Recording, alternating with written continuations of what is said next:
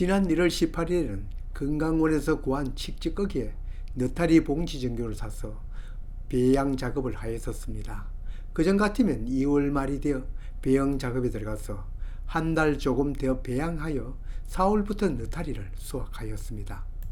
해마다 눈에 띄게 봄 기온이 올라가서 4월 중순만 되어도 외지 기온이 너무 높아 느타리 균이 점점 우접을 하고 있는데도 푸른 곰팡이들이 점령을 해가는 일이 벌어집니다. 느타리 재배 처음 시작할 때는 5월 달에도 풍성하게 수확을 하였었는데도 시설 재배가 아닌 노지 재배에서는 그 기간이 빨라지기 때문입니다. 올해는 1월 중순에 느타리 배양 작업에 들어갑니다. 일찍 한다고 그 기간만큼 당겨지는 건 아닙니다. 1월은 아직 느타리 배양에는 온도가 너무 낮습니다. 낳는 건 높은 것보단 더 안전하지만 대신 배양 기간이 월 길어집니다. 칡지꺼기 얻다가 느타리 버섯 배양하는 영상도 올렸습니다만 예전보다 더 추운 1월에 배양을 하니 그때 시청하시는 분도 그 이유가 궁금하시겠지만 무엇보다 제 자신이 먼저 궁금하여 관찰과 촬영을 하여 이제 그 결과를 올립니다. 접종한 느타리 버섯은 우리는 농장 농기구 넣어두는 그늘막 쳐있는 하우스에서 합니다. 한 상자만 하면 민방에 두면 한 달 조금 지나면 배양이 끝나지만 여기는 그보다는 기간이 아마 2배도 더 길어지긴 합니다. 아시다시피 전문 재배하는 곳이 아닌 곳은 봄과 가을 느타리 생육 적온이 가까운 시기를 이용하여 재배를 합니다. 단단한 나무에 배양하는 토막 재배는 배지가 단단하여 다른 작물이 침입을 못하여 몇 년간이나 땅에 묻어두고 발생시키기도 하지만 이건 거기에 비하면 속성 재배이고 느타리 버섯도 더 푸짐하게 발생하는 이점은 있지만 대신 곰팡이균을 피해서 재배해야 합니다. 만일 토막 재배를 한다면 올봄에 접종하면 올가을이 되어야 버섯이 발생하지만 이건 잘못하면 한 달, 우리처럼 온도가 낮은 곳에서 배양하면 2달이 지나면 발생합니다. 그것도 푸짐하게. 이 버섯도 숨을 쉽니다. 버섯이 배양될 때는 버섯이 발생할 때보다는 산소가 덜 필요하지만 작은 숨구멍을 뚫어주고 뚜껑을 닫고 위에 보온을 합니다. 농사에 쓰던 부직포로 칭칭 감듯 덮어두고 배양이 되도록 기다립니다. 물론 가끔 열어보고 외부 온도, 부직포 안 온도, 배양 상자 안 온도를 농장에 들릴 때마다 체크해 봅니다. 기온이 내려간다고 별다른 가오는 없지만 이러한 배양 환경에서 배양되는 기간은 대략 어떤가를 감각적으로나마 노하우를 쌓기 위한 것입니다. 그때그때 체크한 최저 온도, 최고 온도를 여기에 모두 일일이 소개할 수는 없지만 하우스 온도는 최저 많이 내려갈 때는 영하 5도, 그 이하로 내려갈 때도 있고 최고로 많이 오를 때는 39도까지 올라갑니다. 장시간 노출되면 곰팡이 접근이 우려되긴 합니다만 이건 외부 온도이고 그것도 잠깐이니 우려할 만한 일은 아닙니다. 보통은 영하 2, 3도, 최고 온도는 30도 전후. 중요한 건 배양이 되고 있는 상자 안의 온도입니다. 상자 안은 많이 내려갈 때는 영하 2, 3도, 많이 올라갈 때는 20도 전후, 눈찜작으로 평균 9 내지 10도 정도네요. 배양 진행 상태를 보면 1월 18일에 접종한 것이 일주일 뒤인 1월 25일 상태입니다. 당시 추운 날씨이고 배양한 지 일주일째 되는 크게 많이는 변화가 없으나 위에 얹어둔 종균이 솜털처럼 부풀어 오른 것을 볼 수 있습니다. 이건 2월 2일 접종한 지 보름째입니다.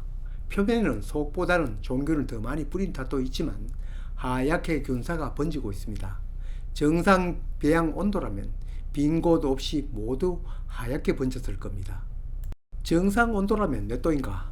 멸균된 시설 재배는 온도를 조금 더 올리겠지만 우리처럼 노지에서 한다면 20도 전후가 배양 속도는 조금 느리지만 가장 적합한 온도인 걸 경험으로 확인하였습니다.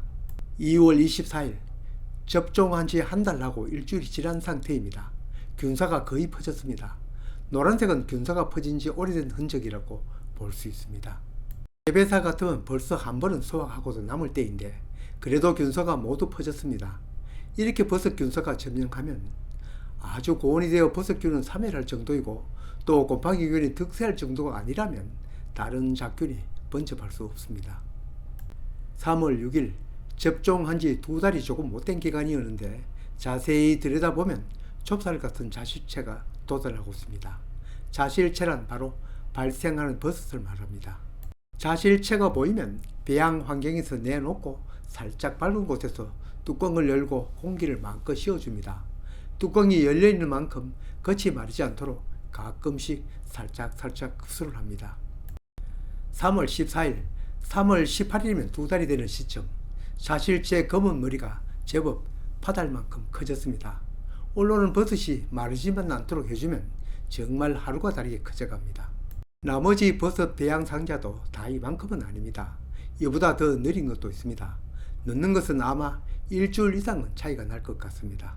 차이가 나는 원인은 똑같은 스티로폼 상자에서 여기에 부직포로 보온을 한 것 외에 다른 것은 씩씩하게 넣은 종균의 양 차이로 보입니다.